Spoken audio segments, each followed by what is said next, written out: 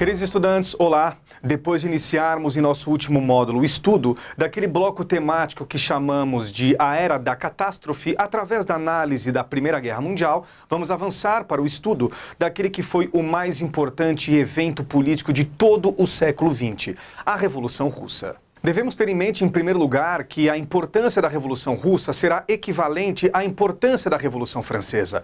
Porque enquanto a Revolução Francesa foi uma revolução paradigmática para as revoluções liberais e burguesas do século XIX, a Revolução Russa será também uma revolução paradigmática, mas para as revoluções populares e socialistas do século XX. E a Revolução Russa será produto das profundas contradições que o Império Russo estava atravessando na virada do século XIX para o século XX, durante o reinado do seu último imperador, o czar Nicolau II, que reinou entre os anos de 1894 e 1917. Dentre as grandes potências do continente europeu, a Rússia era, sem a menor sombra de dúvidas, o país mais atrasado do ponto de vista político. Porque enquanto grande parte dos países do continente europeu já tinham adotado formas representativas de governo, a Rússia, no início do século XX, ainda estava organizada sob a forma monárquica absolutista. E esta monarquia absolutista, aliás, era uma monarquia de direito divino, na qual o imperador, o czar, era visto pelos seus súditos como um verdadeiro representante de Deus na Terra, dada essa estreita aliança entre a monarquia russa e a Igreja Ortodoxa, a instituição religiosa oficial naquele país. Ao mesmo tempo, a Rússia era um país extremamente atrasado do ponto de vista econômico. Enquanto grande parte das potências europeias já estavam plenamente industrializadas, a Rússia era um país de 85% de população camponesa. Ao mesmo tempo, a sua industrialização era extremamente retardatária. No entanto, temos aqui uma informação muito importante. Embora entre as grandes potências a Rússia fosse industrialmente a mais atrasada, no esforço de superar este seu atraso, a Rússia, no início do século XX, apresentava os índices mais acelerados de crescimento industrial, principalmente dados os enormes aportes financeiros da França, buscando induzir a sua industrialização, uma vez que a França e a Rússia estavam comprometidas a lutarem conjuntamente numa eventual guerra contra a Alemanha. Por isso que a Rússia precisava estar bem equipada e preparada economicamente para a eventualidade de um grande esforço militar. É por isso que no reinado de Nicolau II vão começar a surgir as organizações operárias, as lutas trabalhadoras, inclusive os partidos socialistas. Foi o caso no ano de 1898, quando surgiu o Partido Operário Social Democrata Russo, que vai exercer um papel extremamente importante na vida política da Rússia, principalmente porque muitos dos seus líderes vão exercer um enorme protagonismo na Revolução de 1917. É o caso de Lenin e de Trotsky, que eram líderes da ala bolchevique do Partido Social Democrata Russo. E a ala bolchevique, ou a ala dos majoritários, era aquela ala que defendia que o Partido Social Democrata Russo se organizasse sob a forma de um partido revolucionário, em que seus membros fossem revolucionários profissionais, defensores da implantação imediata do socialismo na Rússia.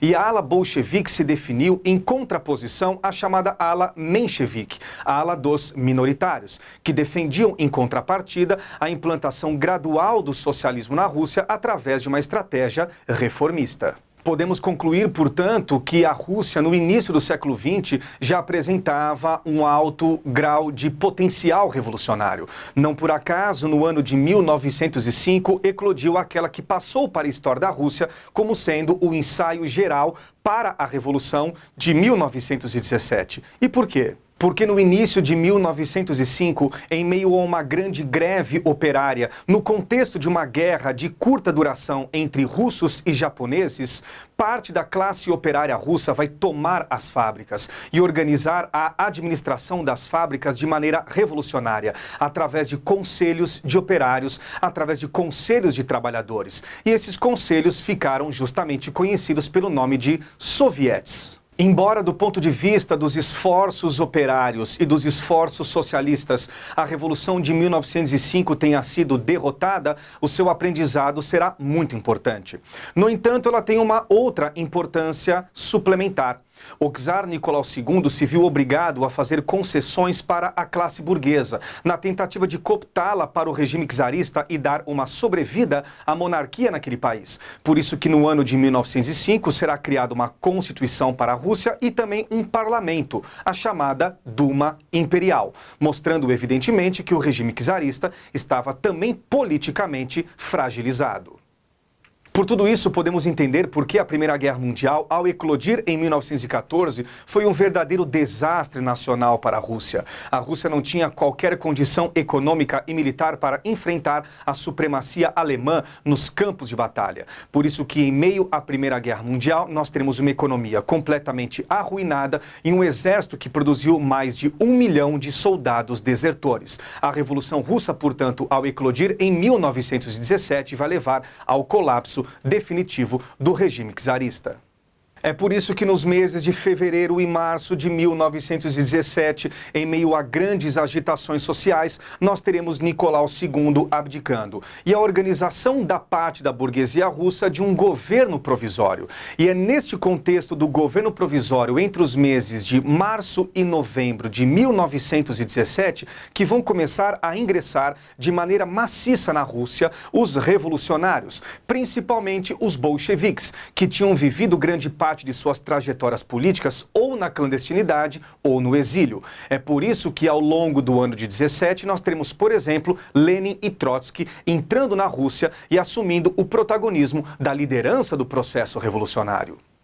Enquanto a burguesia russa insiste na permanência da Rússia na guerra, os trabalhadores vão tomando um outro caminho político. Os operários vão tomando as fábricas e se organizando novamente sob a forma de sovietes. Entretanto, esse sistema de conselhos revolucionários vai se expandindo para outros setores dos trabalhadores e da população russa. Os camponeses vão tomando as terras, os marinheiros vão tomando os navios e os soldados, desertando e desobedecendo aos seus oficiais, também vão se organizando sob a forma de sovietes nas frentes de batalha. É nesse momento que Lenin vai soltando os grandes slogans revolucionários que vão contagiando a classe trabalhadora na Rússia, como, por exemplo, paz, terra e pão e todo o poder aos sovietes. Por isso que nos meses de outubro e novembro de 1917, Lenin vai liderar a Revolução Bolchevique, através da qual será abolido o governo provisório na Rússia e os bolcheviques vão tomar o poder e o comando do Estado na Rússia. Entretanto, a Revolução Bolchevique só será vitoriosa depois de um dramático esforço militar. Entre os anos de 1918 e 1921, nós teremos o Exército Vermelho dos comunistas russos opondo-se ao Exército Branco dos czaristas, numa guerra que ficou chamada de Guerra Civil. Uma guerra que, aliás, também se internacionalizou, uma vez que as grandes potências imperialistas deram o seu apoio ao Exército Branco. É por isso que a Revolução Russa não foi um fato, foi um processo que, como mostramos a vocês, se estendeu entre os anos de 1917 a 1921. E ao final de 1922, já consolidados no poder, os bolcheviques, organizados agora sob a forma do Partido Comunista Russo, vão proclamar a União Soviética. Entretanto, depois de tantos anos de guerras, a economia da União Soviética estava absolutamente arruinada. Por isso que nós não teremos um esforço imediato pela implantação do socialismo. Entre os anos de 1921 e 1928, vai vigorar na União Soviética aquela que ficou conhecida como NEP, a nova política econômica, que foi uma espécie de recuo estratégico, ou seja, a adoção na União Soviética de medidas de livre mercado para que a economia russa conseguisse se recuperar antes do início efetivo do esforço pela construção do socialismo.